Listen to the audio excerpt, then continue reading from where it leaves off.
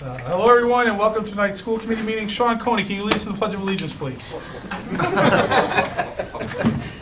Allegiance to the flag of the United States of America and to the republic for which it stands, one nation, under God, indivisible, with liberty and justice for all. All right, thank you, guys. We have a consent agenda, the minutes from December 14th, 2017, and the oath to bills and payroll. Make a motion to approve the consent agenda as read. Second. Motion made and seconded. Any comments or issues with the minutes? Hearing none. All those in favor? Aye. Aye. Opposed? One abstention, please. One abstention. All right, Mike wasn't there for that meeting. Thank you, Mike. All right, we have two sections in the meeting for input from interested citizens. This is the first. Is there anybody here from the public who has any business before the school committee? Seeing none. Move on to recognition. Superintendent Clenchey. We're going to start, excuse me, with Olivia's report.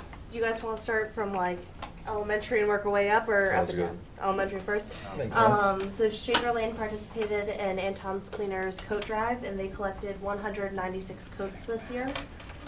Grade 2 is planning their first STEAM day, and they would like to invite you all to attend on January 31st. Russell Street, the student staff basketball game is coming up. With their Scholastic book drive, they got 51 new books for their library, and they had, correct me if I'm wrong on this, I did some research, they had a coin a day challenge. So each class brought in a bunch of different coins, and then the money was matched by the Scholastic Book Fair, and so they raised, with the matching, $978.38. And that's accurate. At the middle school, there's the geography bee tomorrow, so middle schoolers that are here, hope you looked over your maps before you came. And the 7th and 8th grade winter semi-formal is not this Friday, but next Friday, which is the 19th, and is being hosted by the Fine Arts Boosters of Littleton at the high school. All of the seniors really appreciated the snow days. We were not in the mood for work, so that was nice. We got like an extra week of break. But everyone is kind of gearing back down and focusing because we have mid-years coming up in a couple of weeks. Yesterday we had a presentation on why we shouldn't do drugs, and it was good. It was a lot more involved from like presenter to the student body than some of the ones in the past. So thank you to the town and like Littleton Health Committee for putting it on. In the theater portion of the high school, we just got our cast list for our musical production Hello Dolly, first weekend in April. In sports, girls basketball has a 5-3 record this season. Boys are also doing well, not quite as hot as the girls, but it's okay. Girls hockey has 5 wins, 1 loss, and 1 tie, and boys hockey has 3 wins, 1 losses, and 4 ties. Excellent. All right, thank you. I just had a clarification on the middle school dance. It's a middle school dance, not a semi-formal, just for clarification. Yeah. Excellent. I'd like to, actually, Dr. Herring and myself would like to recognize Exxon Mobil for their nearly $500 grant. This money is used to support our math and science programs at the high school. They've been doing this for a number of years, and certainly greatly appreciated. On another note, I'd also like to extend our thanks to our DPW for keeping the streets passable after the storm was finished. Certainly wasn't an easy storm to contend with. The snow was blowing pretty hard, and it was really cold out there, and they just worked continuously around the clock to do what they could to free up the roads and sidewalks, so greatly appreciated. I'd also like to give a shout out to our custodians. They were the ones that were in the evening and past midnight attempting to clean our schools out with the snow blowing everything back in that they were doing. So it was quite a rough storm that we endured during Thursday and Friday. So hopefully, I'm not even going to say it, hopefully well, we'll have storms with less snow. I'm not going to go any farther than that. And maybe only 2 You never inches of know. rain. That's right. And that's it. Okay, very good. All right, we have several presentations tonight. The first is a presentation from Russell Street Elementary School. Good evening. Thanks for having us. It's my pleasure tonight to introduce Mrs. Nicole Patterson, who's a fifth grade teacher on the Russell Street School team. This is Nicole's second year. She had worked with us as a paraprofessional previous to that and had experience in another district before joining us. She's been a great addition to the team. You noticed the crowd here today. Several of her students are here to speak to you about Hour of Code and their experience in fifth grade this year with that program. So I appreciate everyone coming. Hi, everyone. Thank you so much. I just want to tell you a little bit about a program we do in Littleton, Hour of Code. Hour of Code is a program that's done across the whole world during Computer Education Week. It's a chance for students to get really hands-on with code for a dedicated hour and increase their computer literacy as a part of it. I give thanks to Heidi McGregor. She's kind of been my tech inspiration for this slide. About how Hour of Code helps students get ready for the future. It really fosters that growth mindset where they problem solve in a really flexible way in the classroom, solving real problems. So these are some photos of our students doing Hour of Code. So in the classroom, it's a self-directed hour where they work together, they problem solve with each other, and they use tools that are provided by our technology team. Really, I am just a facilitator in the background, as most of the teachers are during Hour of Code. They're problem solving with each other. This is the website they navigate to. It's put together by our awesome tech team in Littleton. Lots of options for everyone. After we did Hour of Code this year, we did a quick survey on Google Forms about what students liked about it. So here's some of their feedback. They really enjoyed it and were very self-reflective about the process. And you can see that students kind of project forward about how they might use Hour of Code and why they see a value to it, besides it just being really fun. So at this point, I want to turn it over to our student presenters. First, Dylan Kaplan and Katie Kolchuk are going to share some Scratch projects that they've done during Hour of Code. And then Noah Bottenhorn, Savannah Lyles, and Cooper Jurgens are just going to share a little bit about their experiences.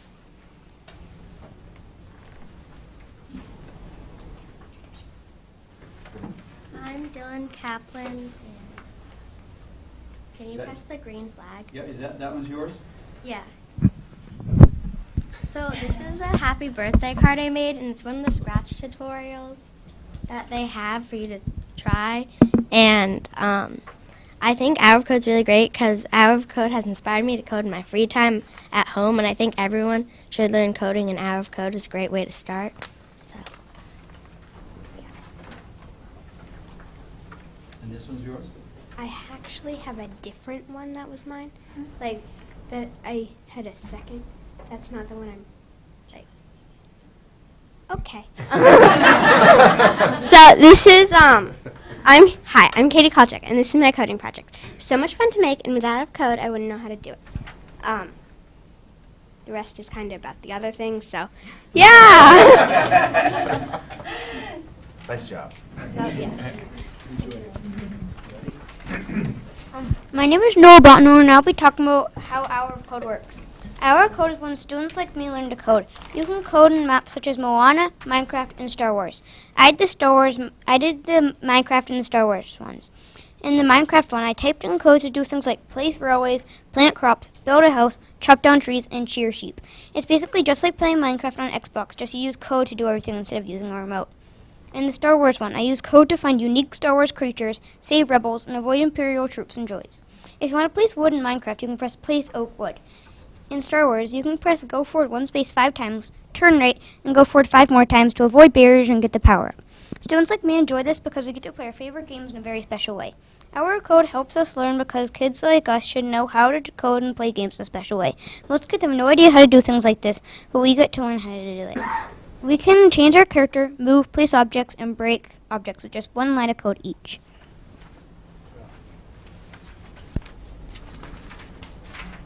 Hi, my name is Savannah Lyles, and I'll be sharing why I like Hour of Code. I like Hour of Code because it is fun, amazing, and challenging at the same time. I think it is fun because there are so many different programs you can do, and it's really exciting to use the code blocks. I think it deserves to be done every year in school because it is interesting and you are learning from it. I believe it is amazing because every part of technology in the entire world is based off of code. For example, cars are built by machines, and machines are programmed by humans with code. So really, if you think about it, code is used in almost all technology-based fields. Finally, coding is challenging because you have to do adventures inside the programs. You have to make Elsa and Anna skate in the Frozen program. In the Moana program, you can defeat the Kakamora. And lastly, in the Minecraft program, you can find sheep, cut down trees, and build homes. Thank you for allowing me to share why I love Hour of Code. Have a great night. Hello, my name is Cooper Jurgens, and I'm here to talk about. Oh, okay, there we go. And I'm here to talk about Hour of Code. Hour of Code can persuade kids and young adults to become technicians. Plus, it helps people get comfortable with computers, iPads, and overall coding. Thank you, the 5th grade team.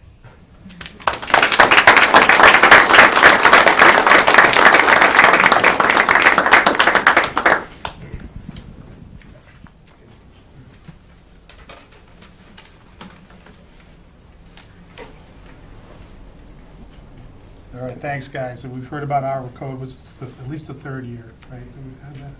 Yes. So it's great to hear that as it's moving through, different grades come up, they get more exposure to it. And I know you guys are talking about it at the 5th grade level. We've had talks here about it, about making it more robust, curriculum-oriented at the high school. So hopefully by the time you guys get there, they'll be ready to rock and roll, because it sounds like you guys will be more than ready. So thank you for coming out tonight. All right, we have some 6th grade students here, too.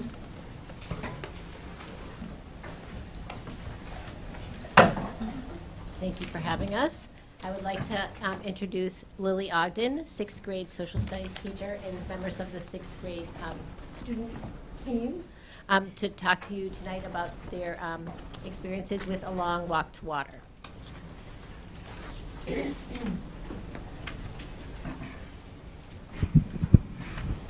Hi, I'm Lily Ogden. I teach 6th grade social studies at the middle school. In 6th grade, we learn about world geography. So as part of our Africa unit, we incorporated a young adult novel called A Long Walk to Water, which is based on a true story of lost boys affected by the civil war in Sudan in the 1980s and 90s. It has a parallel story about a present-day young girl in Sudan dealing with issues of clean water.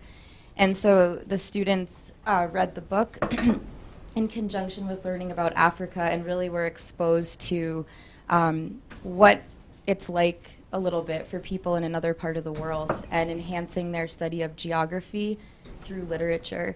We also then had a speaker that the PTA funded. So I'm going to pass it around to Aria, Graham, Maggie, and Sean to tell you more about what the book was about and their writing project and the speaker.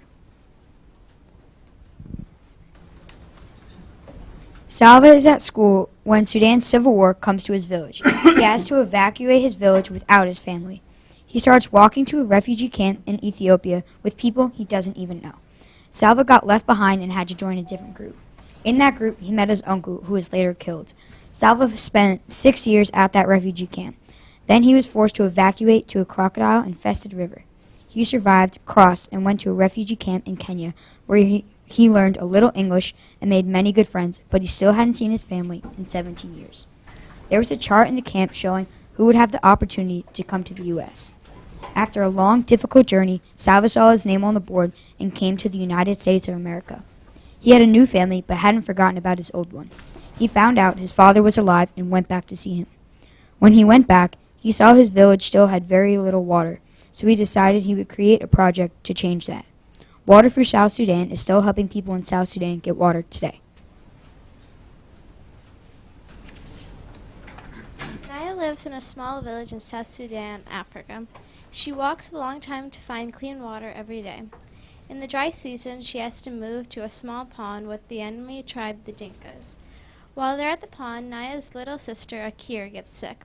They have to walk for 3 days to get to the nearest medical clinic. 2 men come to her village to dig a well for them. One of the men is Salva. He runs a program that helps villages without water nearby. The village comes together and builds a school for the girls and boys.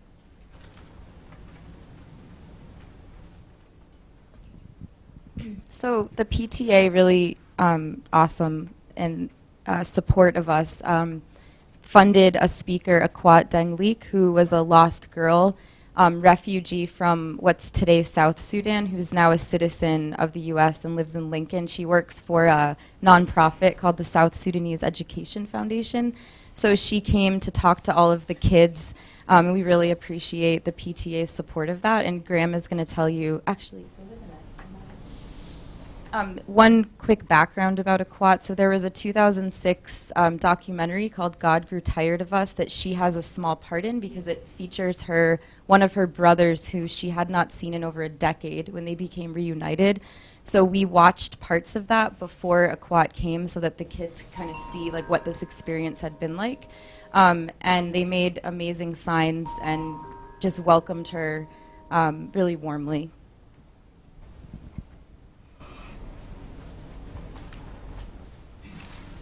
After we finished the book, A Long Walk to Water, a woman named Akwat Denglik came to talk to the 6th grade. She talked to us about her experiences with the war in southern Sudan, now presently South Sudan, and compared those to Salva's and Naya's experiences. After she had finished her presentation, she started taking questions. We asked questions like, when did you come to the U.S.? Or when were your experiences similar to Salva's and Naya's? After a few more questions, Akwat thanked everyone for the opportunity to speak to us and share her story. Hearing Akwat tell her story helped us see Salva's and Naya's story is a real thing people go through every day.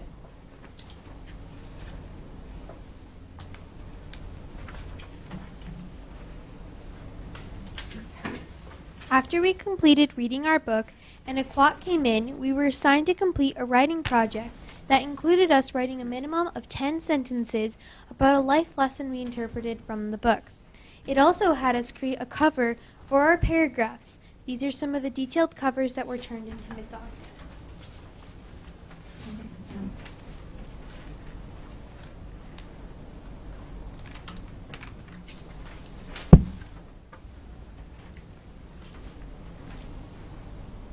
These are some of the life lessons that were written in the paragraphs. Have patience and everything will turn out okay. Never give up. Be grateful for what you have and for your security. Have perseverance through difficult times.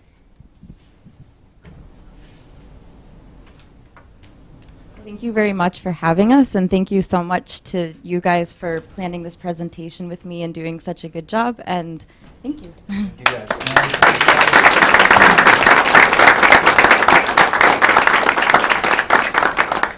Sean, you guys did such a good job. I'll forget about those sprints I was going to make you run for missing practice. You're off the hook. Okay. You guys are welcome to stay, but you don't have to. Don't feel like you have to. Okay, well, you are welcome. Except for teachers and staff, we'd ask them. Yeah, once you're in, you can't leave. Thank you. Just a quick comment before we move on. It's incredible to watch our students come here, for a school committee meeting, grade 5 and 6, and see how poised they are and how well they do in front of a crowd, and they're televised.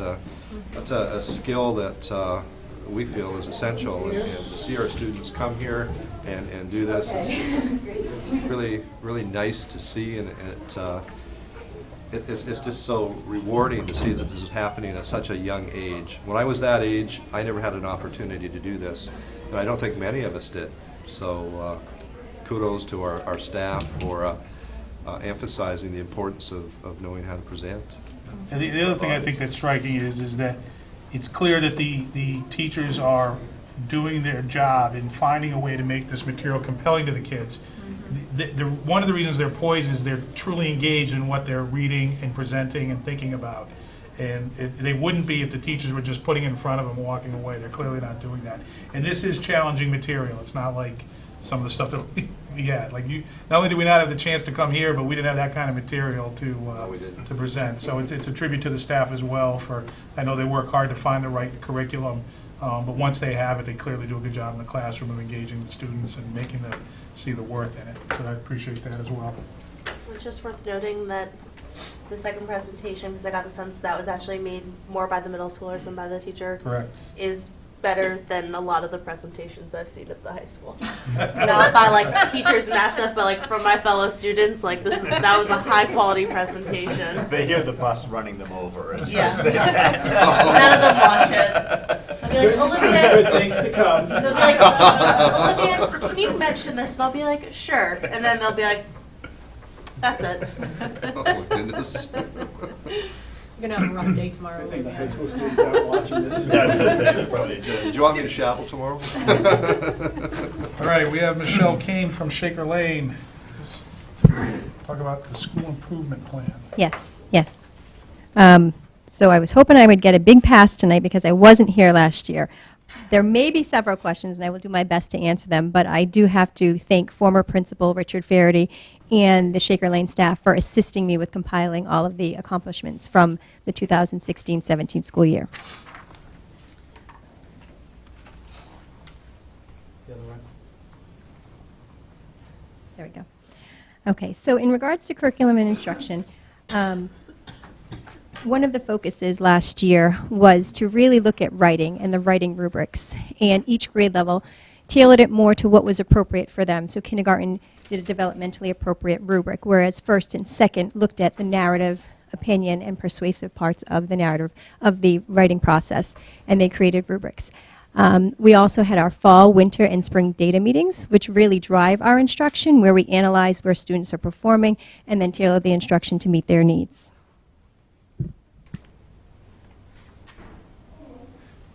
We also aligned our science curriculum with the science frameworks that have been rolling in over the past couple of years. We continue to do that as those science standards are passed down to us. An acquisition of texts for both the library and classroom use, which I know our teachers are very grateful for, to build their classroom library, and students can read those just right books for them. So they're very appreciative of that.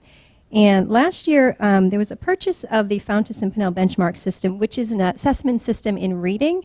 And there was a lot of thought that went into this. When I came on board, I sat down with both reading specialists, and they talked to me about how it actually started in 2015, where they did some research and talked with 20 different literacy or reading specialists across our general area of Massachusetts, comparable districts. And we're trying to figure out what is the best program that would match our needs and give us information that was relative to how we can move our children forward. So the proposal came forward in 2016, and you were there. Rich Faraday had proposed had shared the proposal with school committee, and we received the literacy benchmark systems in the summer of this past year in 2017, and we have just started implementation of those. Our next slide is on the professional development. There was a huge push last year and years prior as well in regards to the tech integration. What is appropriate at each grade level? How can we integrate it in each of the disciplines, math, science, ELA, and social studies? The professional development from Jessica Minahan, our staff found very successful in working with the anxious students. Believe it or not, we do have very anxious students at the pre-K to 2 level, and we really start the foundational supports there so that when we move them on to Russell Street and beyond, they can use those tools to manage their anxiety. And there is definitely a high interest with the faculty-led sessions. I listed a few of the topics there: executive functioning, planning and transitioning from early intervention to preschool, second step instruction, which is our social emotional curriculum that we use, and bullying prevention program, and mindfulness for teachers.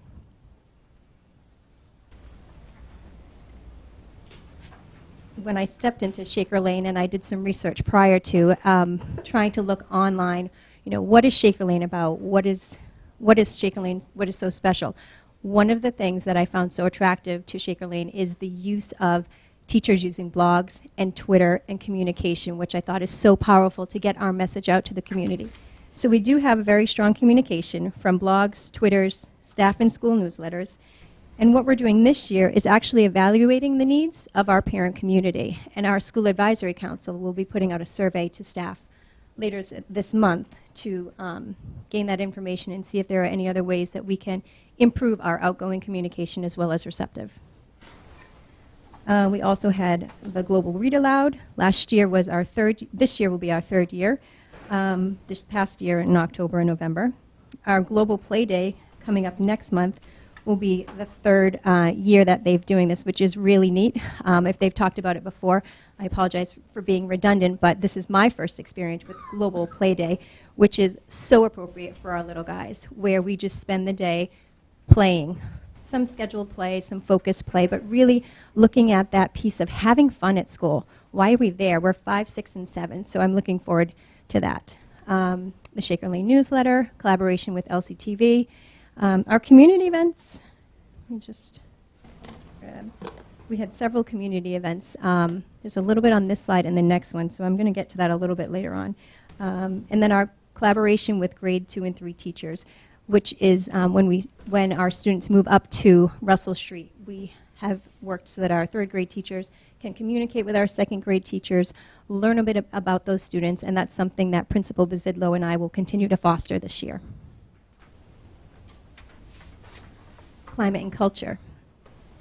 So last year was our 2nd year with the Second Step program. And what I have found this year being our 3rd year, you can see the common language across our grade levels. You can see what it means to be ready to learn.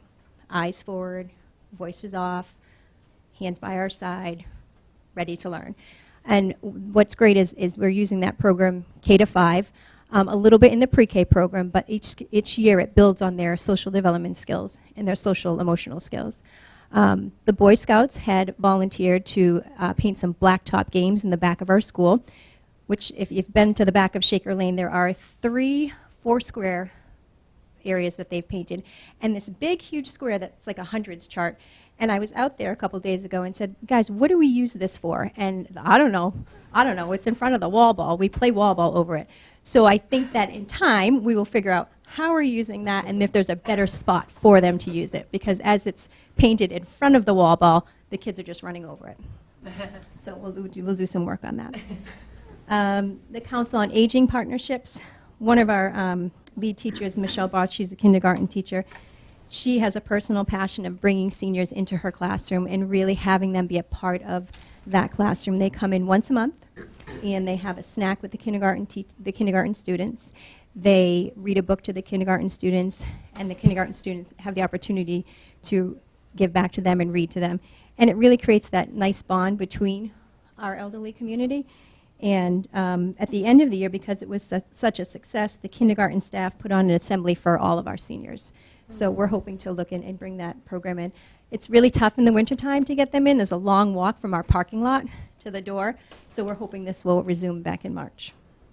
Our community events that I mentioned earlier, we had the Loaves and Fishes food drive, a book drive for a school in Ghana that was in need, letters for staff in the armed forces that are deployed. Our 2nd grade teacher, Margie Packer, is the lead on that piece. And also for our counseling on aging members, we create birthday cards for them. So we collect them monthly, and we get those out to our Council on Aging members.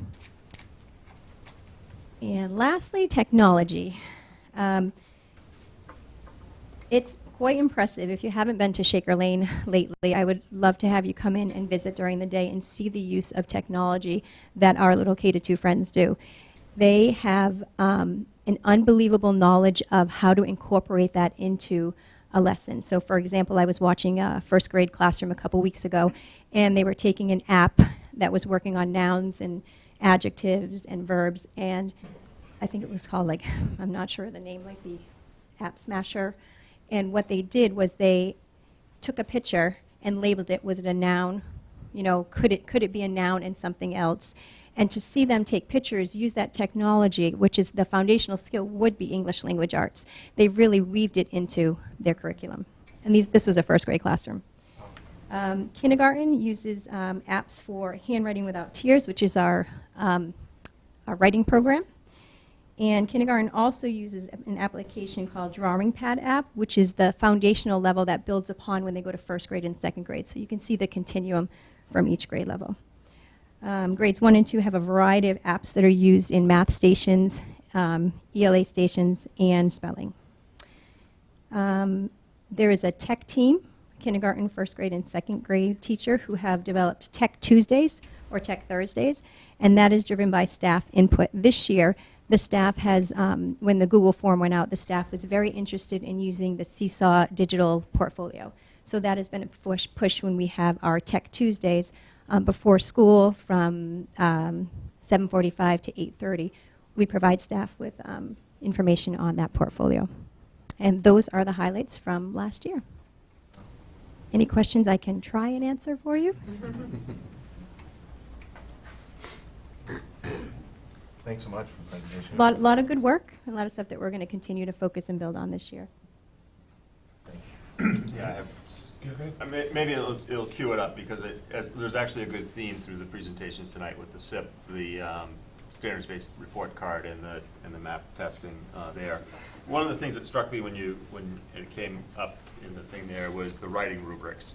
And I guess maybe we'll post it just a little later for when it wraps up, but I'd like to understand how we align the rubrics with the standards-based report card and our testing in terms of what's the interplay of those different elements there. So probably not appropriate for right now, but maybe just queuing that up. And a great question for me to bring back to staff for us to reflect on and think about as we move forward with the standards-based report card.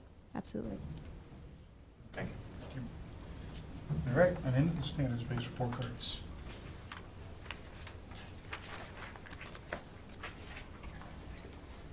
All right, there we go.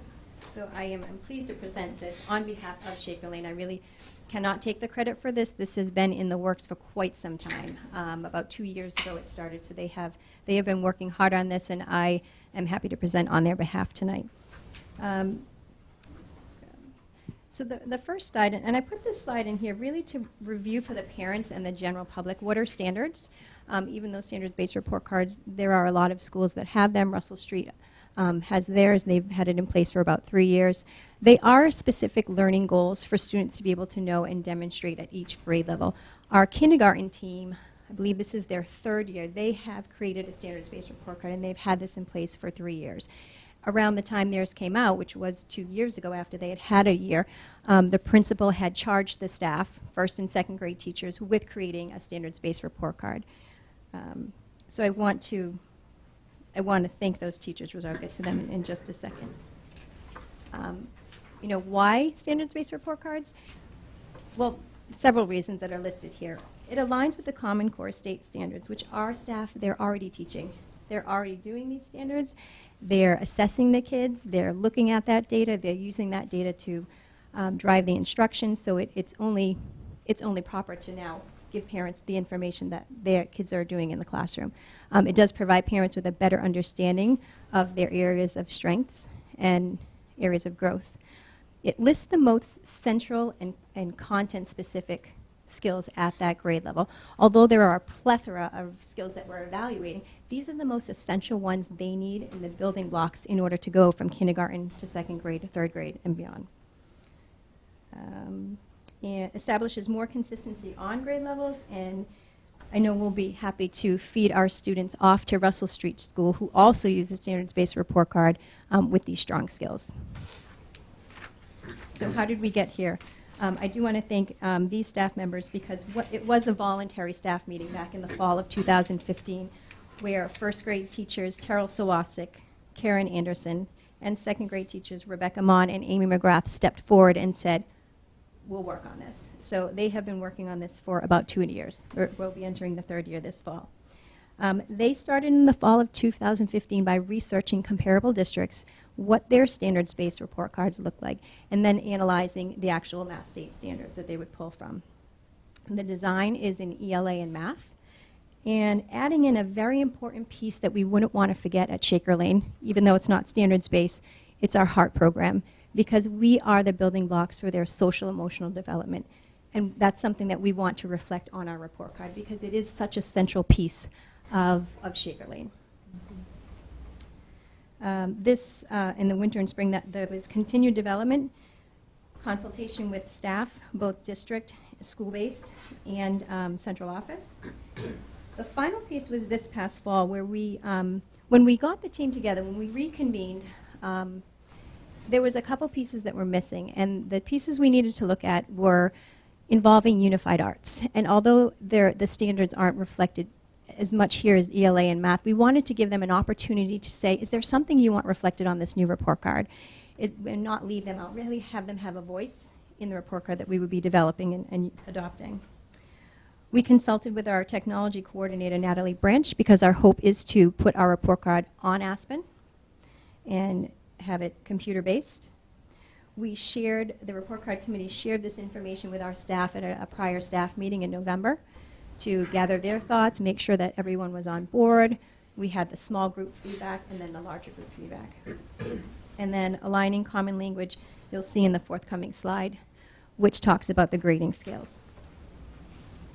So there's 2 grading scales here. On the left-hand side, you'll see this will be the area that's assessed in the academic pieces, the science, social studies, ELA, and math, where they are meeting the standard, progressing towards the standard, not meeting the standard, needs more time to develop, or the standard was not assessed. And on the right, because it isn't a standard, but something we still want to measure for kids and give them feedback on, is how often are they showing heart, honesty, effort, responsibility, and habits of mind, and also effort. So effort would fall under each of the academic areas, but really wouldn't be measurable by a performance indicator for academic assessment, but more of how much are they giving effort? Do they give a lot of effort in math, not so much in ELA, which gives us feedback that maybe we need to change our instruction to help them be more consistent. Okay. So how do the 2 report cards compare? You can see on the left, that is our current report card. Our current report card in relation to reading. On the right, you can see that the skill areas of reading, literature, and informational text, foundational skills, speaking and listening, and language have much more targeted and specific skills, which, like I said earlier, the teachers are already doing. They have these in conferences with teachers, and now we'll put it on the report card so they can actually reflect and look at it. And as you can see, you can note how much more information is on the standards-based report card with respect to a deeper understanding of the English language arts skills. And just to give you an example of math, how they compare, on the left-hand side, you can see just the specific mathematical domains that we give to teachers. And then on the right, the breakdown of each piece. We have the language that mirrors the specific learning standards that the children are being taught in school and assessed on. And then our science proposed changes. So on the top, we have our current section that we evaluate on, demonstrates an understanding of concepts. And our proposed science, it really stems and stays in line with our inquiry-based science program that we have at Shaker Lane. Our FOSS program has many formative and summative assessments that give us the information on drawing observations, critical thinking, creative, collaboration, those 4 C's that we want our kids to have. Communicating ideas through writings, drawings, and discussions. And as you'll see, when they move on to Russell Street, those skills get even more deeper. So we're building the foundation so that they can be more scientific in their thinking as they move on. And finally, our next steps. So we, as I mentioned before, we have been working with Natalie Branch, our technology coordinator, to talk about what will this look like in Aspen? What will the training be for staff? Because we do want our staff to be very comfortable, come October, November, December of next year, inputting grades. Staff training in October and November, and the biggest piece is our parents. We want our parents to be very comfortable in the fall. So we want to push out as much information as possible. Our committee talked about having a parent information night, a brochure, and as much information that we can put out in the newsletters as possible. And then as the year progresses, we can look at feedback from parents to hear their voice in thoughts about our new report card. So that is our planned implementation of the standards-based report card for the 2018-19 school year. All right, questions, Jen? I don't think so. Okay, Darryl? No, thank you for the presentation. I think it looks like a nice continuation of the evolution of the changes in report cards, get a little bit finer granularity and information back to the parents on progress. Matt? I think it's great. I think it's you can get a lot more out of that report card than what you're seeing before, so kudos. To them. Yep. I just have one question. I appreciate the effort that went into it, and it's clear that, I agree that I think it's very informative. I think the parents are going to be happier when they see this. But I have a general question. What's the range of variance in how this type of data is communicated? Like, how do report cards vary? Is there standards? It seems to me like it shouldn't, at this day and age, the fact that we've gone through this much process, which I appreciate that we have, because it sounds like we needed to, but I'm a little surprised that there isn't more standardization across school districts in how they present report cards. Maybe it's at the elementary levels different than at the higher levels? Well, that is a great question, and you find certain states have greater flexibility in their standards, and the New England states are certainly in that philosophical alignment. The core standards don't necessarily depict the curriculum. Mm-hmm. They depict major parts of the curriculum. So there's a lot more that happens besides those standards or the Massachusetts standards that are used. Another part of the conversation needs to involve those standards are minimum standards, and we don't teach just to attain those standards. We individualize and go beyond, and I think that's an important point and an important conversation that we continually have within our district. We don't have teachers saying, oh, we mastered grade 2 concept, we can't go any further. Well, you can, and you can go in more depth, or you can cover more material. So we don't see these standards as limiting. They just give us direction. So now that's a great question, because in my travels throughout my career, I have had differing experiences with various curriculi, from 80% of it being dictated, 20% of it being elective, to more of a not a 50-50, but maybe a 65-35 split. So it goes hand in hand with teacher professionalism and autonomy. I'm an advocate of standards. I think it's important that students who go to school in any school in Massachusetts have a similar educational experience. Does that help? Yeah, it does. Yeah, this is great. I'm certainly not critical that we weren't there yet, because it sounds like there is I'm surprised, not by Littleton, just by everybody that's having that a wide range of variation. Although it is at the elementary level. I mean, it's not A, B, C, D. Right. You're right. It's more standard, or achieving certain skill sets that then translate to A's and B's and C's as we get into the upper grades, where that's how they grade. So.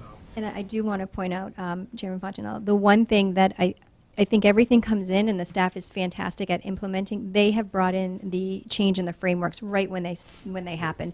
So I think they've been waiting, and they've been hungry for this. And when they have conversations with parents at conferences, all this information comes out. Now it's just a vehicle for a document. You clearly communicated that, and that makes me feel good. Is the report card's changing, not the classroom. Right. Correct. This was already going on in the classrooms, and now it's just we're going to communicate more clearly from the classroom to the report card, instead of having sort of apples and oranges. Yes. So I appreciate that. Yeah. No, that was clearly communicated, and that's important. And from my point of view, this is something I've been looking forward to. I believe in continuity, and this helps complete that requirement, for lack of a better word. So now, K-5, we're in alignment in terms of how we present assessment information in those 3 subject areas. Great. Thank you. Thank you. Okay, thank you. Thanks, Michelle. Do this from the podium.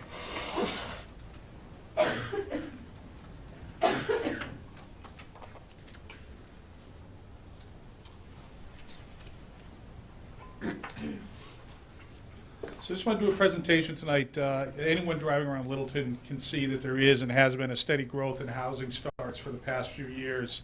And it's clear at our meetings and as I talk to people through town, that it's created a sense of concern in the community about many issues, one of them being how impactful this housing growth is on the number of students in our schools, and if we have the staffing and building capacity to handle that growth, or at least the anticipated growth.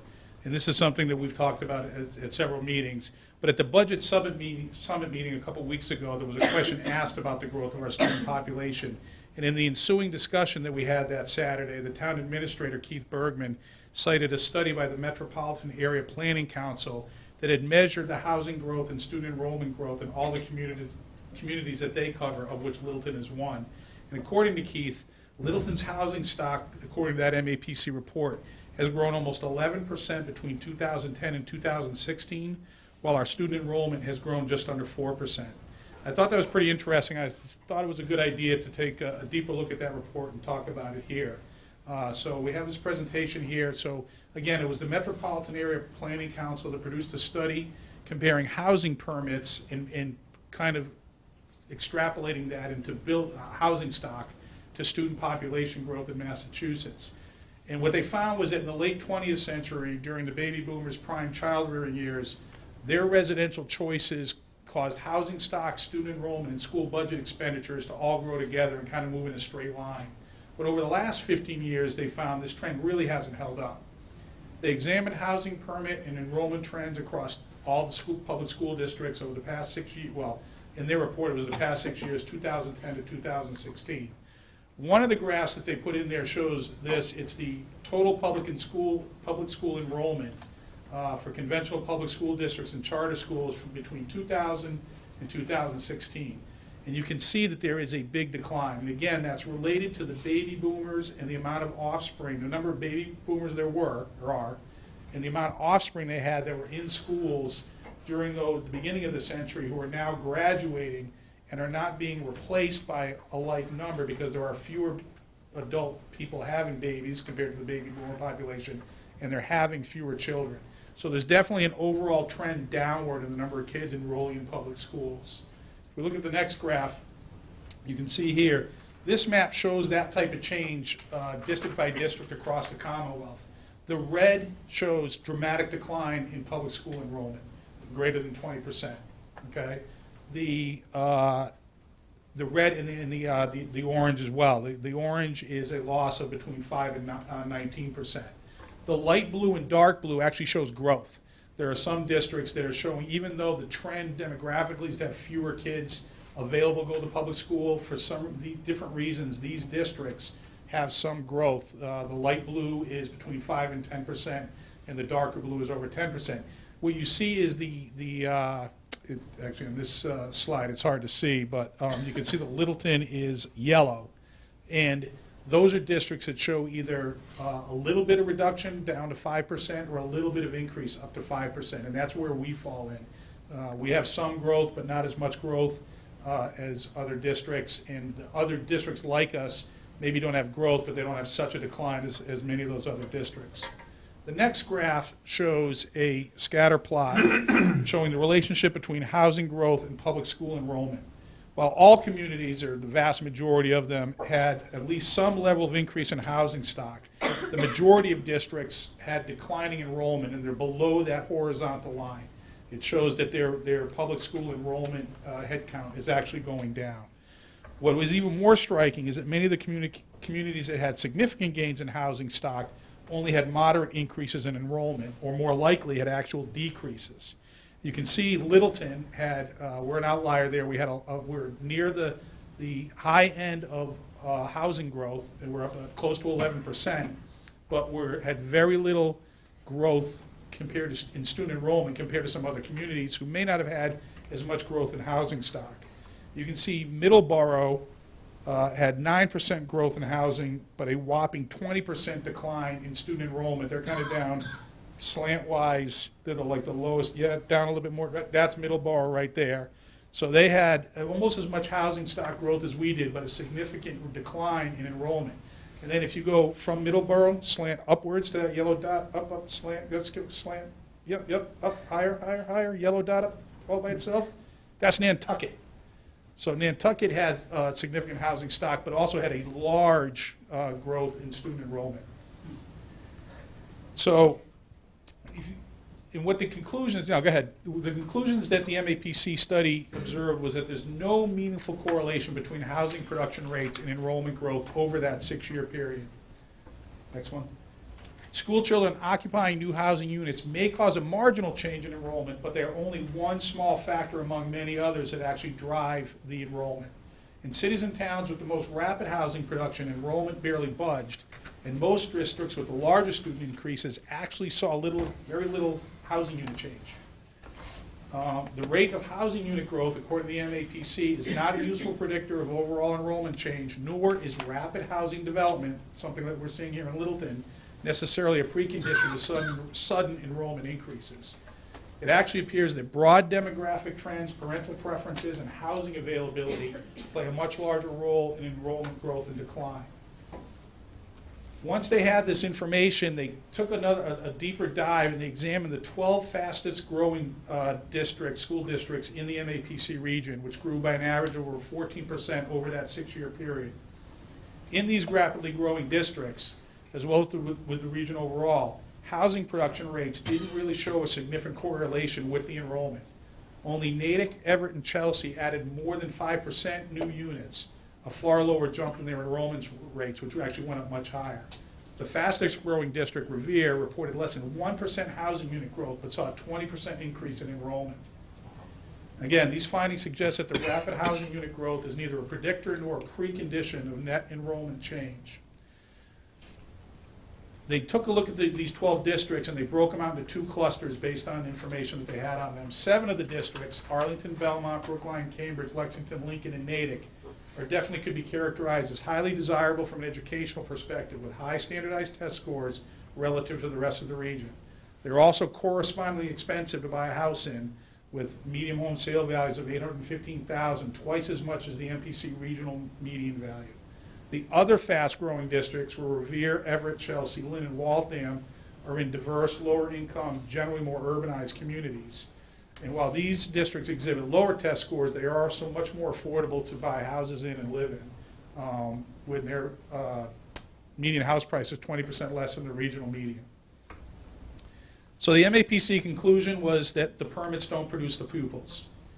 They determined that, that the fiscal impact of new residential development cannot be estimated without a full understanding of district demographics and school capacity beyond the actual houses being built. While it's true that some students may be housed in new units, the enrollment effect of these students is dwarfed by the other demographic factors driving declines in school-age children and parental location reference.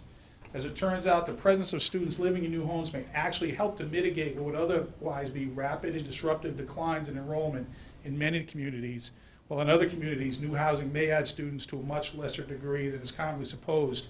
An example of that is Boxbar. They are really struggling to keep their students in that district, and they actually, after a long time of being regionalized from the junior high through high school level, now they're fully regionalized because they need extra students in their K through 6 building, and they made that change a couple of years ago. And the last conclusion that the MAPC had was that municipalities should take heart in this additional piece of evidence, and under most conditions, additional housing, even family housing, single-family homes, can be accommodated without driving enrollment through the roof. So that is the other thing they had right that they did is they produced a report, a different report in 2014 on population and housing demand projections. And the report, they used 2 scenarios. One was what they call the status quo, and then they had what they call a stronger region scenario. Littleton in the status quo scenario, which is assuming that the same socioeconomic demographic predictors for population change stay the same over the next few years, between the next 20 years or 8 years into this projection. So it was 2010 to 2030. Under the status quo, they expect Littleton's total population to grow 810, but of that, 1,800 of us will grow at the 65 years or older as the baby boomer population ages, and less than 15 years old, so most of our school-age population will actually decrease by 590 students over that 20-year period. If you use the stronger region scenario, which is they tried to factor in if Massachusetts becomes a more desirable place to live because it has better education, better job prospects, different things like that. and that would be a little more liberal about how much growth Littleton would experience. Our total population would grow up 1,050, but again, the bulk of that would be in the over 65-year-old population change, while we would still see a decrease in school-age children 15 or under of about 530. And then this is information that we've seen here. This is provided by our admin team. Over the past 5 years, the first set of columns is Littleton student residents and the growth by year, and then the growth from that baseline year of 2013, 2014. And you can see we're up about 5% overall over those years, or about 70 students. If you add in the school choice students, we were at 74 5 years ago. We're at 83 now, so it's a little bit higher growth in that particular population. And then the overall growth, when you combine the two populations, again, we're just over 5%, going from just under 1,600 to 1,670, so about a 90 student increase over the past 5 years. So that's the end of the presentation. I would like to have a discussion about it, and I'll go back to my seat. In the presentation that we posted online, there are these links to the information or the reports that I used that I picked out and put into this presentation if anybody wants to do a deeper dive. So those are there. So at this point, questions or comments?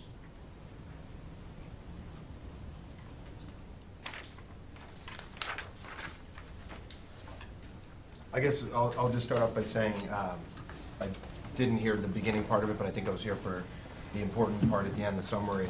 I'm really glad that we're talking about it here, because we're lucky enough as a school committee in Littleton that we have a great administrative team, and we've got great results to prove it, so we've been doing really well. So members of the community don't always see us talking about sort of long-term strategic issues that come up. This is one of those issues that we hear about a lot in the community, people are concerned about, so it's important that the school committee shows that we have our handle on enrollment. People see the building visually. It's one of those things where they drive by and they see new buildings coming up, new housing coming online. So there is a concern I've heard. It's probably actually the biggest concern that I've gotten feedback from as a school committee member, is this concern that we're presumably going to be busting at the seams and that classroom sizes are going to be skyrocketing because of this new growth. And I've done my best to explain with the information that I have that we keep a constant check on it. We know our administrative team does that regularly, does projections looking at housing growth and things like that. My takeaway from these numbers, I'm going to look towards Mike and Daryl, who I rely on to be more of the numbers guys. It seems like we are in a decent position. I remember we had a conversation at the end of last year, I believe it was, about our facility needs, and at that stage where we were with our enrollment, we are not in sort of a desperate need to increase facilities. I'm really glad that we're having this conversation, though, so people in the community can see that it is something for sure that we are on top of and tracking.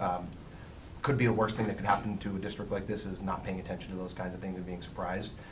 So I guess I don't really have a question. I'd love to know what your thoughts are for spending more time on the data, whether there are things that we should be keeping on our radar and pushing forward as far as whether it's staffing needs or facilities needs and things like that. Thank you for the presentation, because I know that other people listening to the presentation are going to be glad to know that I was surprised as anybody that the projections are that our school age population might actually be decreasing over the next several years. So those are my introductory thoughts.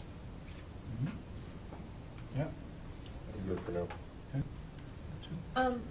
A few concerns.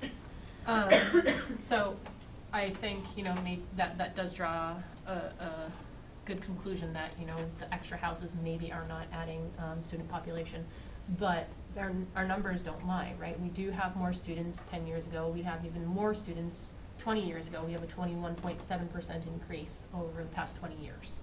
So that being said, I feel like, we do need to continue to plan. We're looking at it. Maybe right now we don't need to make a change or anything at the moment, but I think it's definitely a concern that, we're growing. Yeah, I agree. I think that my biggest takeaway from this is that we are growing, there's no question.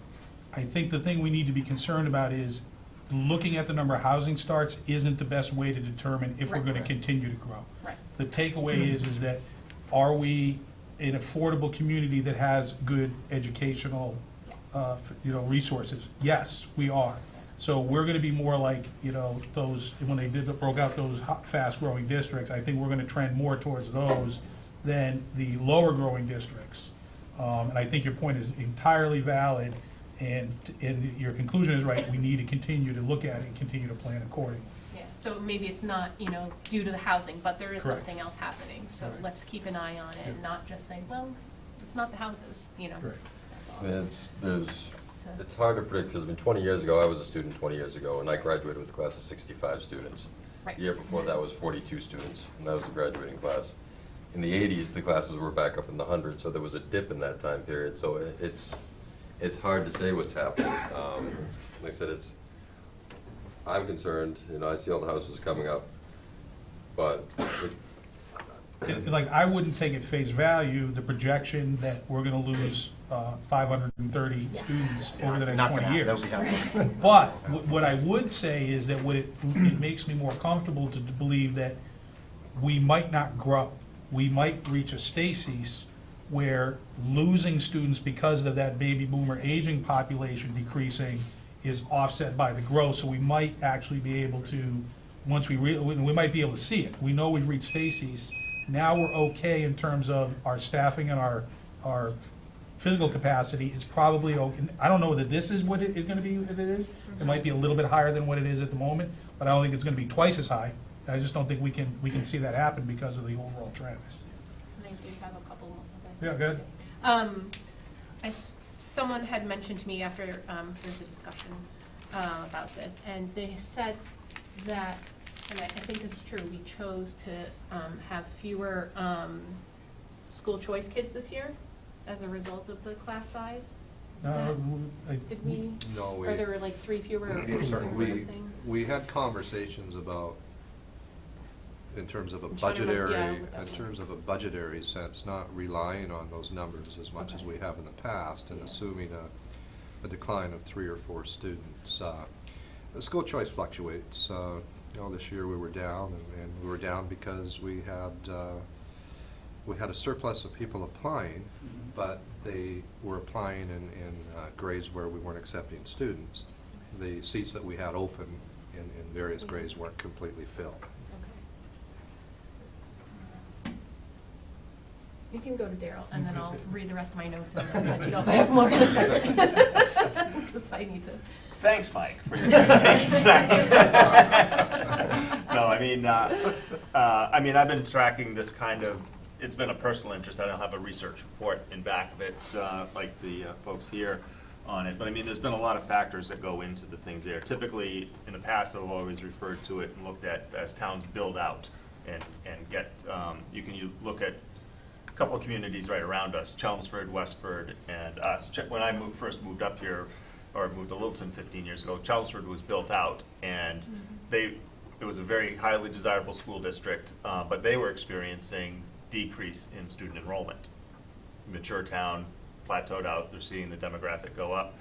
At the same time, Westford was going through explosive growth there. They built 2 new schools, filled them immediately, and now are approached build out, and they're suffering a little bit from declining the macro trends in our demographics there. And I think that's what I'm looking at in terms of looking forward as opposed to looking back at what's happening. And I see kind of the same thing probably happening here. We've got still a lot of buildable land. We're going to see that ingrowth of everybody that likes to buy a new place, move a family in, grow it through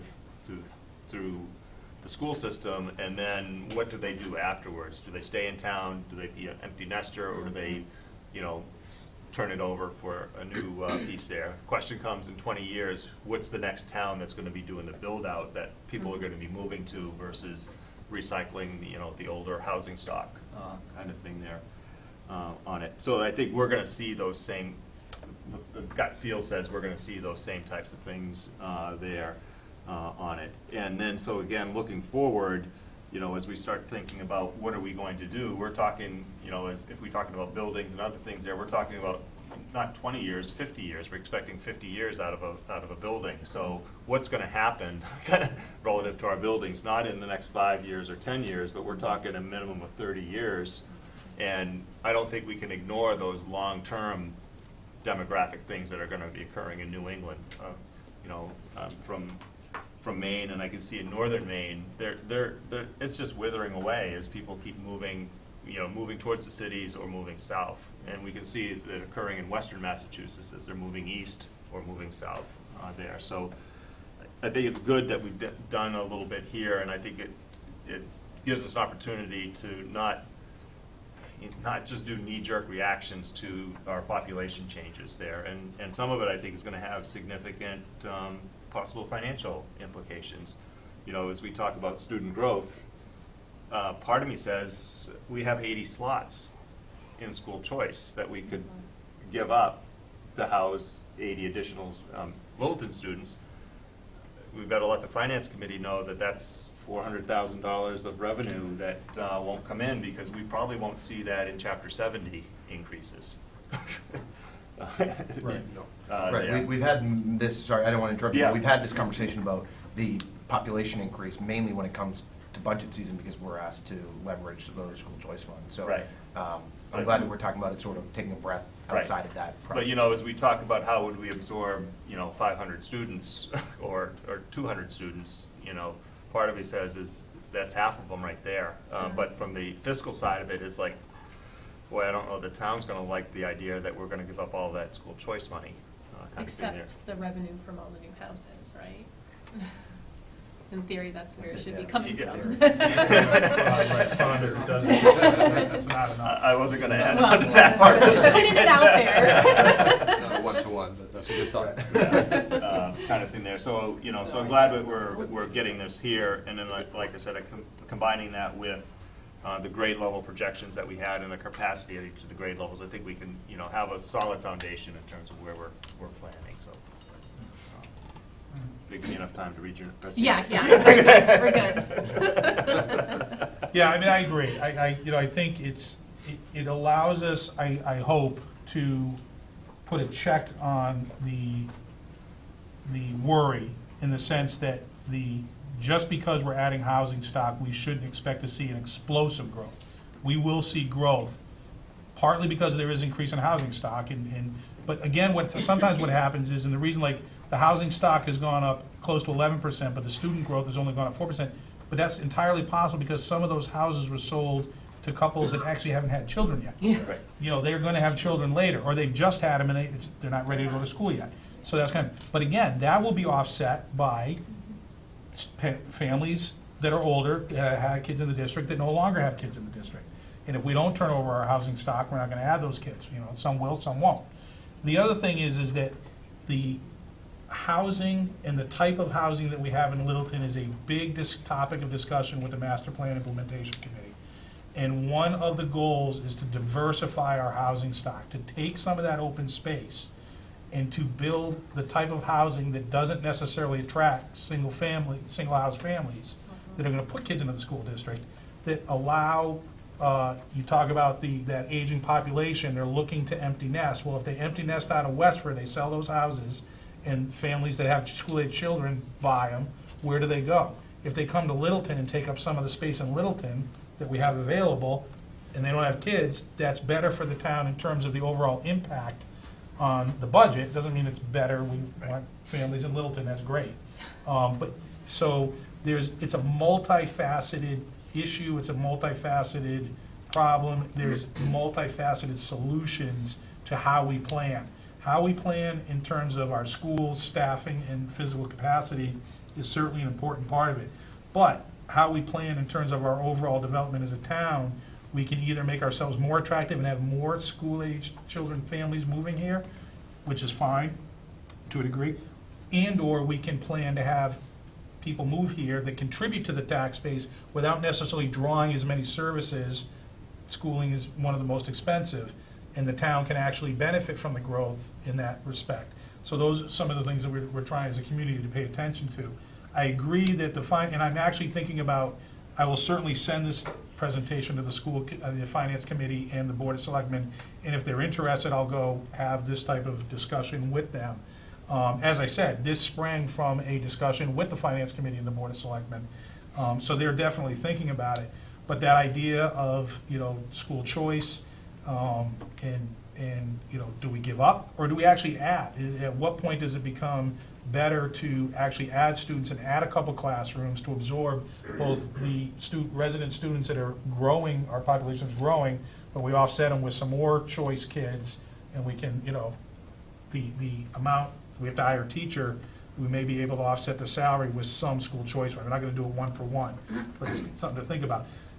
The other thing that we've had an initial discussion about is, we did some analysis on our physical capacity, and we know that we have some room for growth, but we think we need to do a deeper dive into if we did have to expand our capacity, what's the best way to do it? And one of the things we're thinking about is repurposing some of the capital funds that we have for some of the capital projects at Shaker Lane, and think about, can we do a study on Shaker Lane, because it is our oldest building? Is it ready to be rehabbed?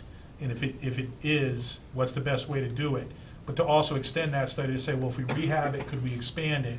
And if we were gonna expand the other buildings, what are the best ways? And I'm talking about like a deep architectural engineering analysis of the building, property, et cetera. Because I think what I'm seeing, or the conclusion I'm drawing, at least initially, is expanding our existing buildings is probably going to be sufficient rather than building new buildings. And you talked about that.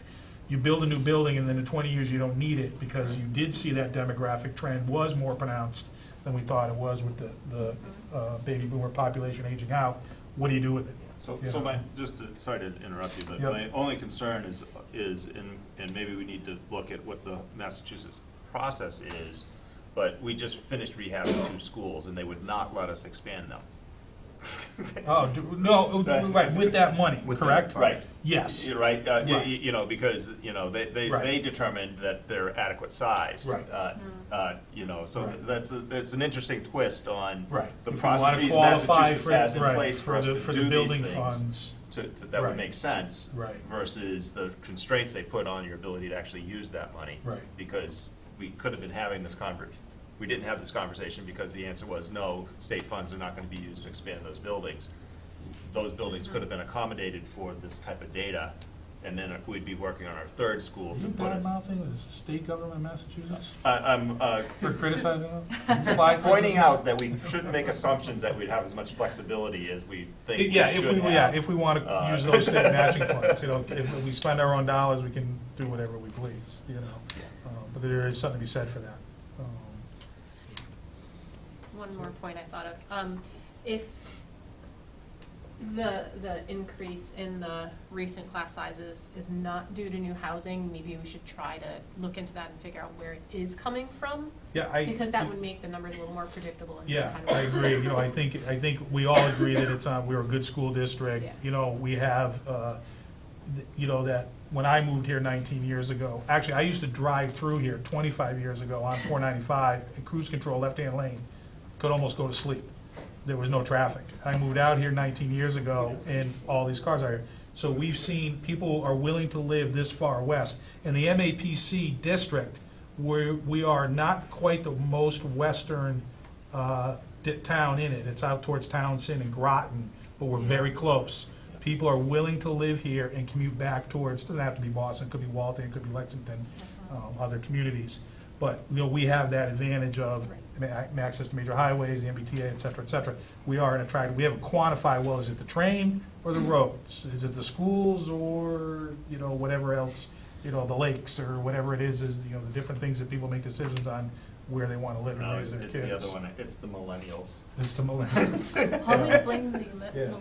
But you're right, Jen, you know, it is, if we think it's not exactly the housing growth, then what exactly is it? And again, I really think those are great questions for the Master Plan Implementation Committee along with the Planning Board to be wrestling with, because it's answering those questions that will determine how best do we plan as a community well beyond schools. So there's other things, traffic flow, infrastructure, things like that, that we're gonna need to grasp, public safety, because it's not just, we are growing as a town. The housing stock is up 11%. Maybe the school district's only up 4%, but as a town, we're growing. We gotta deal with it.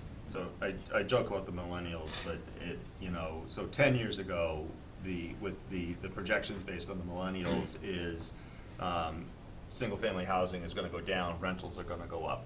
And Boston and the inner city saw a lot of that. Now that the millennials are having families and children, they actually do want yards and houses. And they're moving out. Now there's concern that the rental market is gonna crash because the millennials are moving out.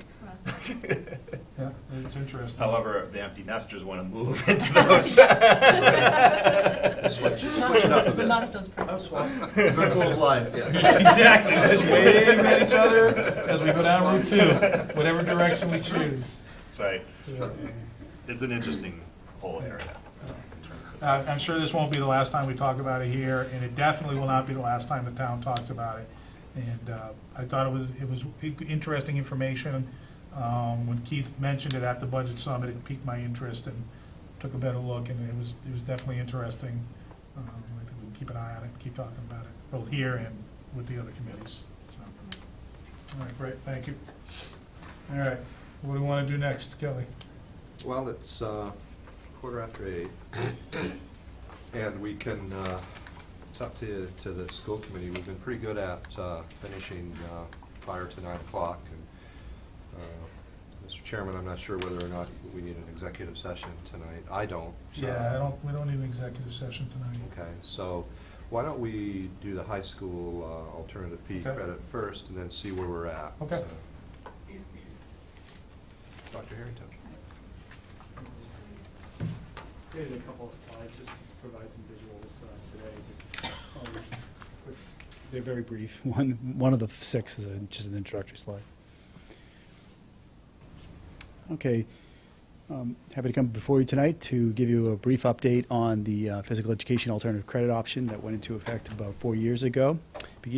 This is in response to a coordinated program review report in which we had to establish or implement or require really 4 years of physical education. And the alternative credit option was part of that solution, as well as the school committee passed a policy making it official that physical education is a 4-year requirement at Littleton High School. In total, students have to earn 12.5 credits to graduate from Littleton High School in physical education. 2.5 of those are in the health course. This year, the requirement now applies to all students at the high school. This began with the class of 2018. More and more schools now are looking for this kind of option. We planned this, as I said, in 2014. It allows more options, flexibility, personalization, while promoting health and wellness. And it also values and recognizes the commitment and the investment of so many students in various very vigorous physical activities outside of school. Some students, that's their priority. It wouldn't be an LHS sport, it would be figure skating and gymnastics, and I'll give you some examples of that. So the first slide here just gives you a rough sense out of, this is not, the alternative credit option program participants for the last school year. And this is out of 152 participants in the program, total participants. And we had roughly 471 students last year. But these percentages are out of 152, and I just wanted to give you a breakdown by grade level, and you can see it there. You'll notice that the class 2017 that just graduated this past June had a smaller percentage, and that makes sense because they did not have the 4-year requirement. And for some students in the class of 2018, 2019, 2020, this helped them to meet that requirement by using this alternative credit option. Now, the alternative credit option allows a student to I know you know this, but I'll say it for the public. It allows students to use an LHS varsity JV sport to achieve credit to satisfy the physical education requirement. It also allows them, and this is a credit to our school committee for being forward-looking, and understanding that some students have commitments outside of school that are amazing and should be valued.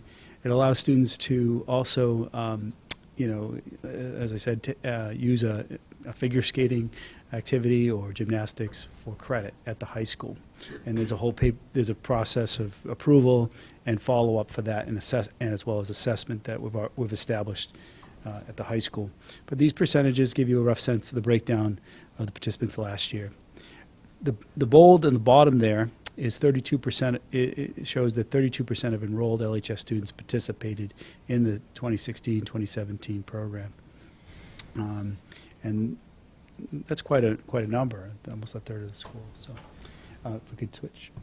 Okay, and this just gives you a visual representation. This is school-wide, though. You can see that the class of 2020, last year's freshmen, 10% of the students participated in the program, and this is out of roughly 471 students, 11% of the sophomores, 8% of the juniors, and 3%. I think that helps to kind of capture and make sense with the breakdown, too. With that said, just with that graph, we could just go back to it for a second.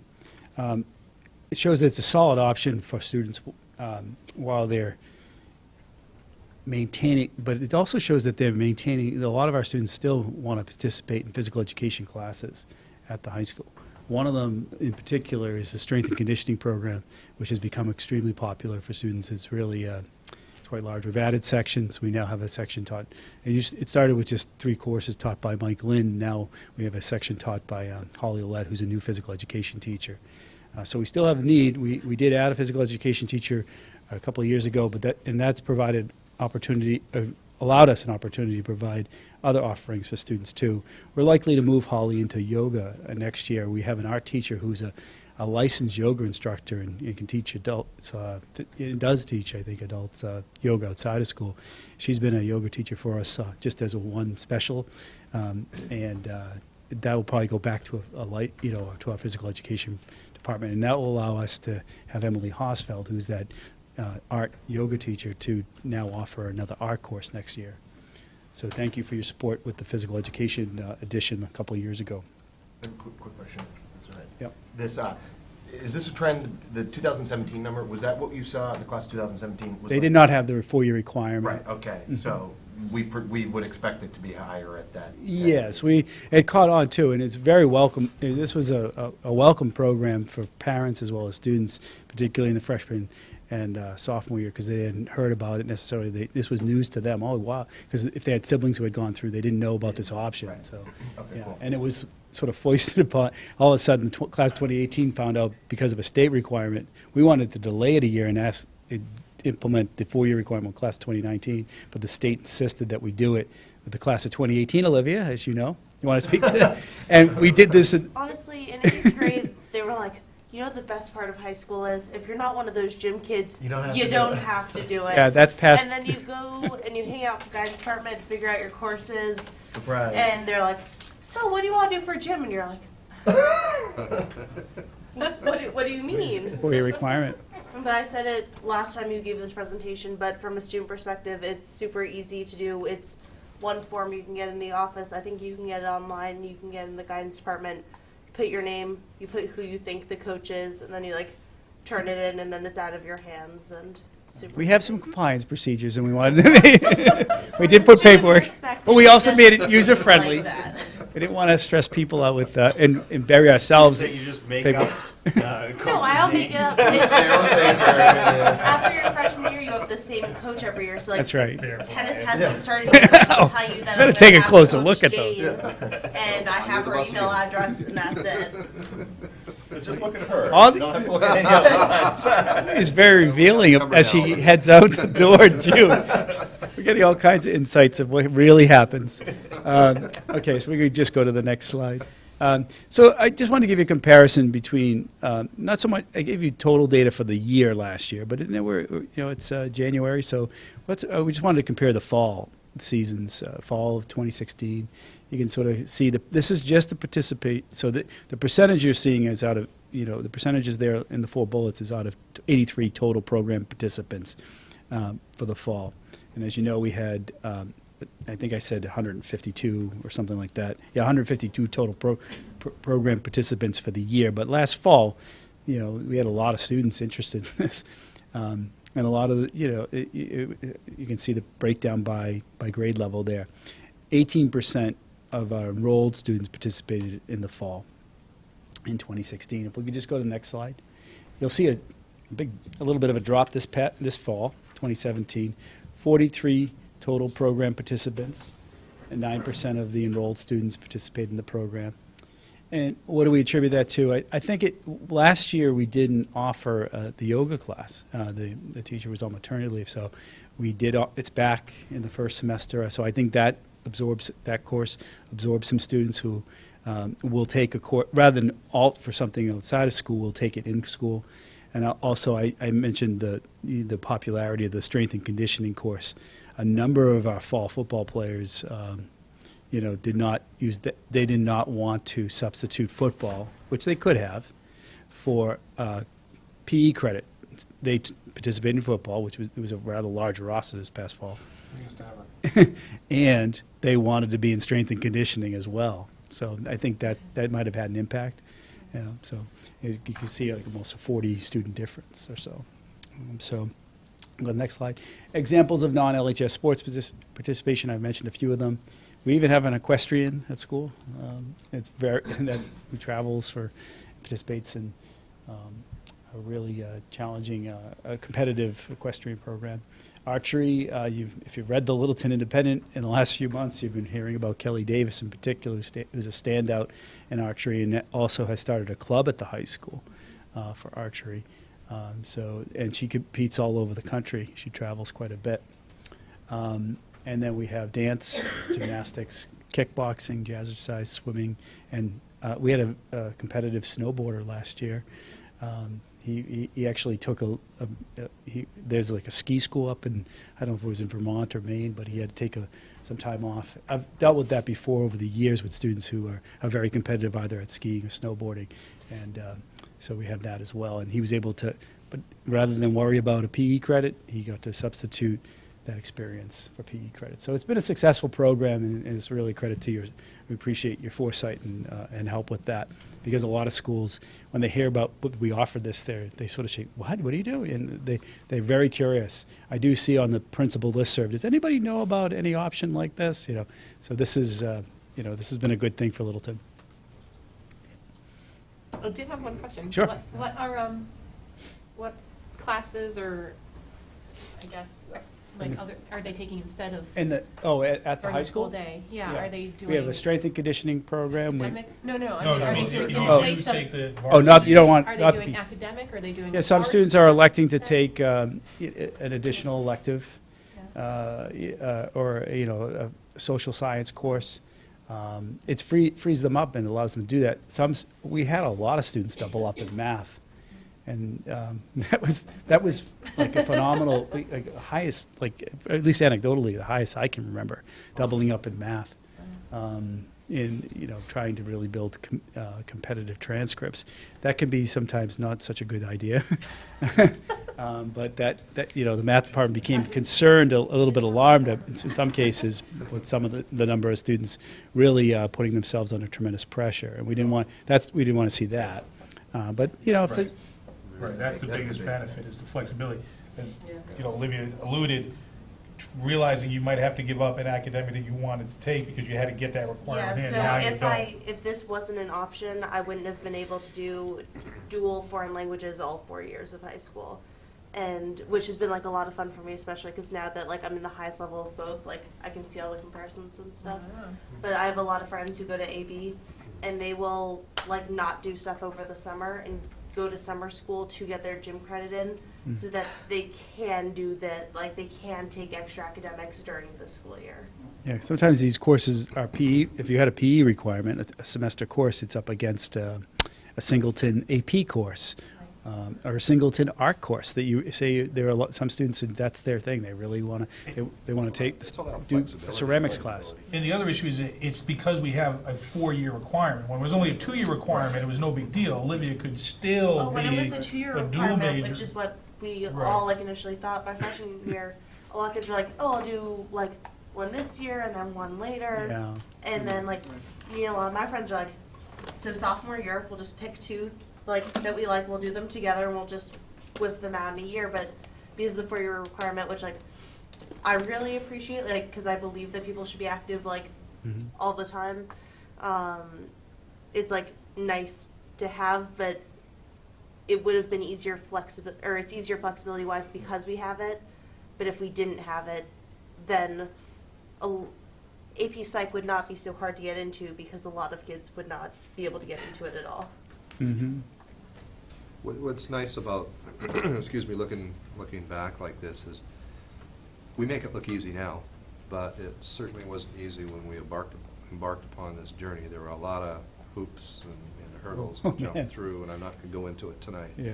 But that probably gives us some of the gray Stay hair to we prove. have. Nothing is easy, and this is especially not easy for a number of reasons. And when we look at what's happened, we've created more flexible scheduling for our students. They have an opportunity to take courses that they otherwise would have to wait to take, or perhaps not take them at all.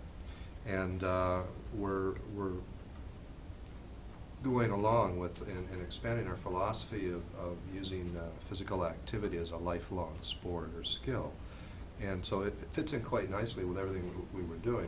We were worried that our enrollments within our regular phys ed classes were going to decrease. We didn't think they would, but in the back of your mind, you're thinking, what is this going to do to impact the programming in the high school? And we didn't see any of that. So it's been very, very successful. Right. Olivia, did you do tennis at some point? There was Yes, a in group my of girls. freshman year, that did I only did health class because we didn't really know about the requirement. So then I either got a waiver from Mr. Christie, or I had also, I'm part of 9-round, the kickboxing gyms. Freshman year balanced out. My sophomore year, I did yoga, and then in the spring I joined the tennis team. And then since then, I've been doing tennis as my gym credit. So yeah. with the seniors guidance was really good this year, when we had our seminars, and was so raise your hand if you don't have a gym credit currently happening or whatever. And it's half of my group, and it was so what are you going to do for your gym credit? Because if you don't tell us now, there's a possibility that you're not going to graduate. And everyone's I don't know, just sign me up for a sport. All of a sudden, we had a bunch of girls at the high school discover tennis and the love. I don't know if it was love, but they enjoyed it and they had a good time. And we have a solid spring tennis program for girls that would probably not have happened without this. So, If you know any incoming freshmen that want to play tennis, currently the team is mostly seniors and juniors. So if we don't include some underclassmen, this trend might be very short-lived. Okay, but you're Very jealous there was the no reason men's why. tennis team. Part of the Yeah, reason. there's a boys tennis team. That was very. That's very thriving. Jealous, Yeah. yeah. Okay. Thank you. Thank you. All right. So the next presentation has 20 slides. 2 minutes a slide is 40 minutes. And it's 8:35. So I think we can defer it, but I don't want anybody walking away thinking they get 40 minutes in 2 weeks. Because She loves her.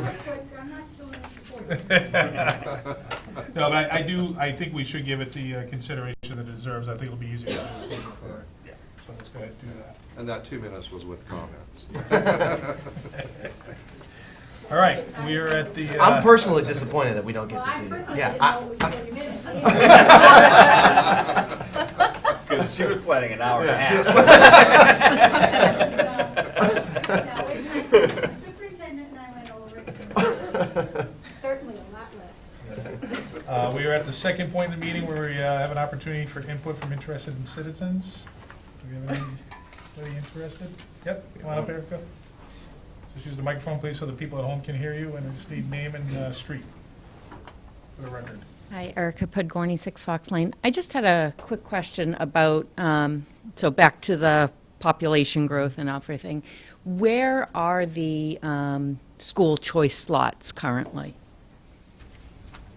Well, I'll have to really pull back my memory here and see what I can come up with. Kindergarten, I believe grade 5. Sorry, the ones that are open and not filled, or The ones that are open. I'm just wondering, is there a trend that Oh, the openings are in the older grades Right, and yes. not in the That's younger easy. grades? That's much easier, thank you. Okay. It's typically the high school. Yeah. And we, I mean, that's not uncommon. Students are not very quick to change high schools unless, there's a reason. They want to access certain courses or in programs that we have. So, and it fluctuates. Sometimes we will have more students choice in high school than we predicted. So, but it's the high school. Right. But so Shaker Lane is pretty much full, right? And I mean, Yes. we had to add a kindergarten class this year, right? And there aren't. Well, full in the sense of staffing or physical capacity?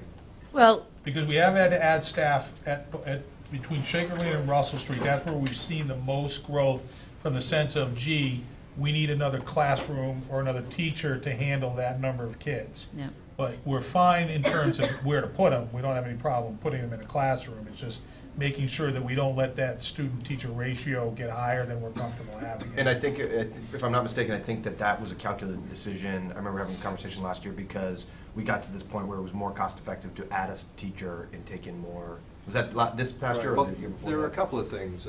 There was a dip in our enrollment, and that's not atypical, where your enrollment is consistent grade by grade.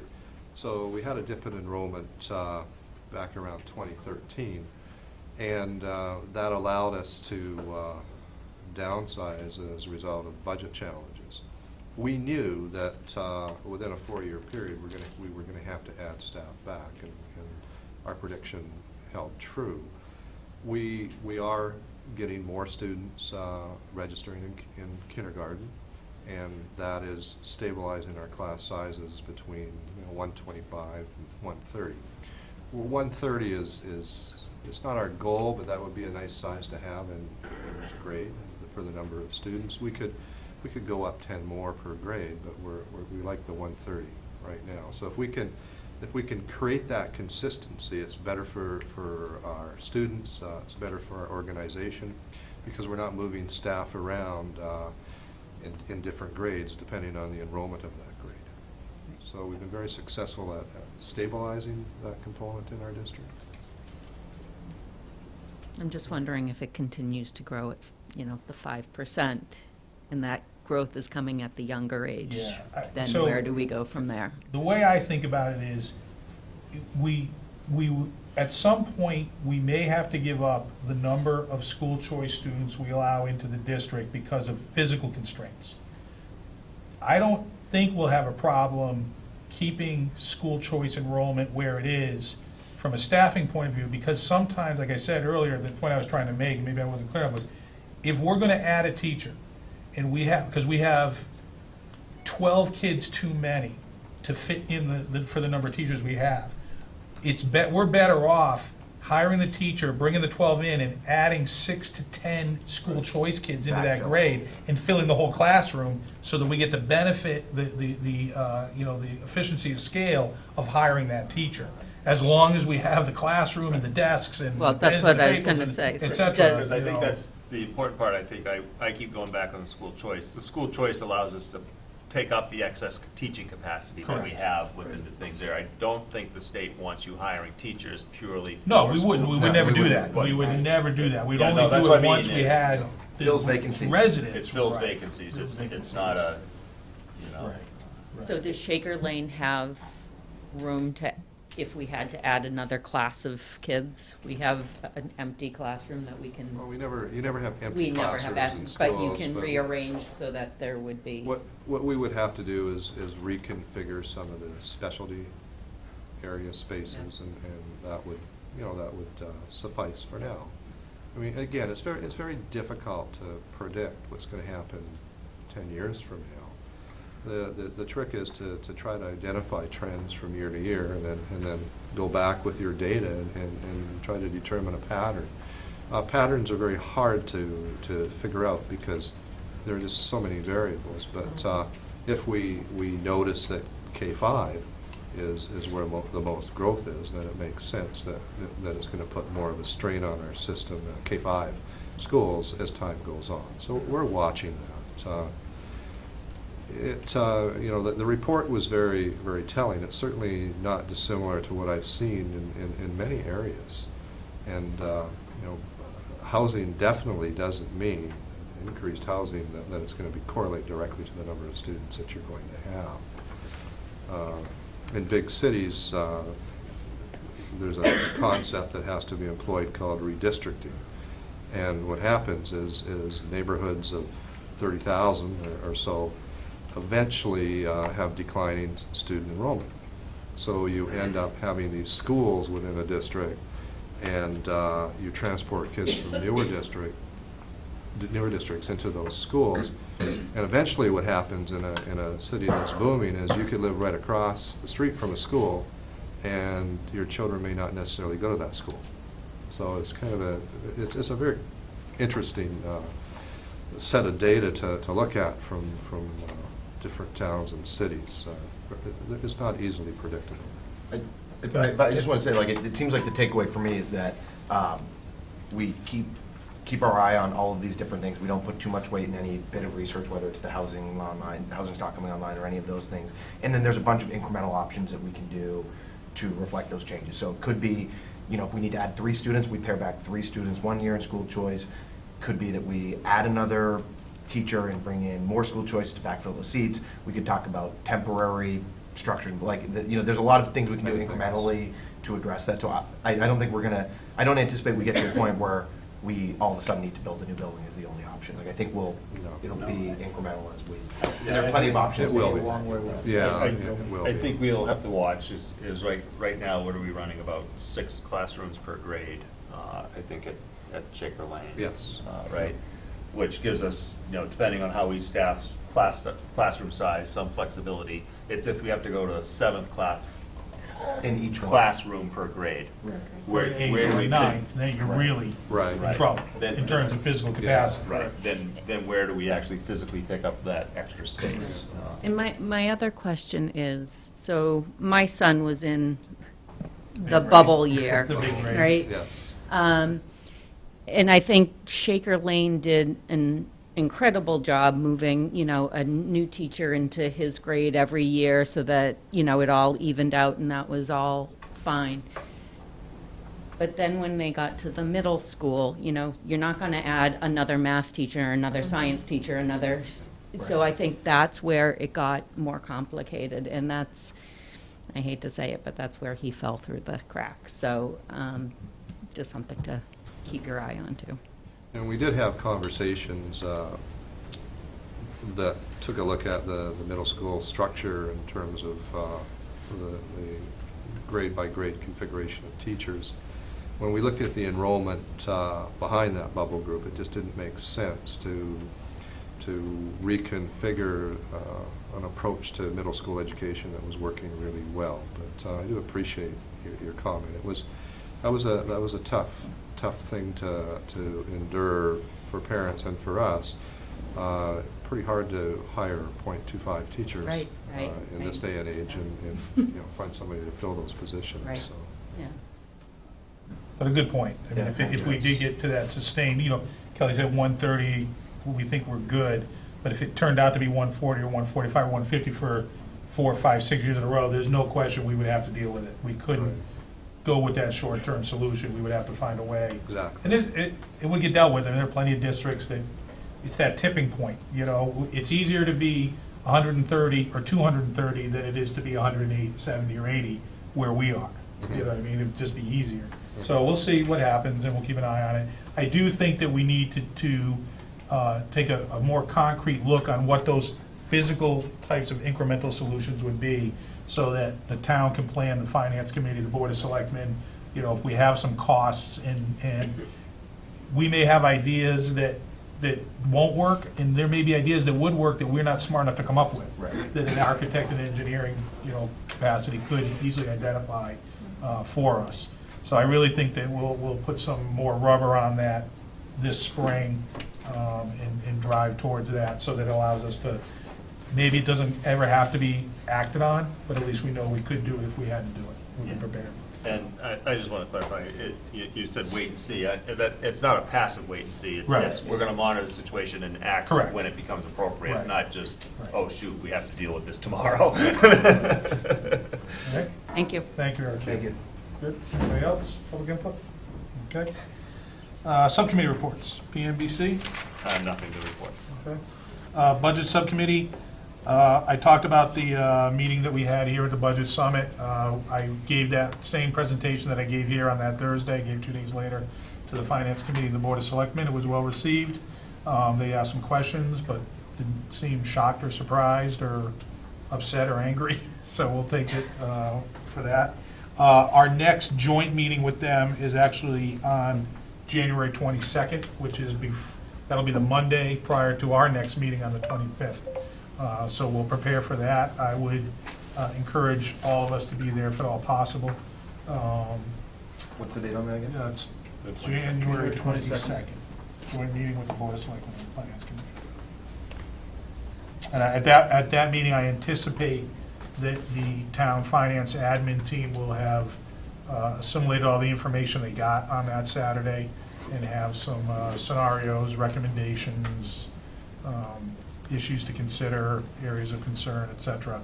I do know there is a capital planning agenda item on that meeting as well. All right. We haven't had a budget subcommittee meeting since then. We got snowed out last Thursday. Funny thing. All right, so that's that.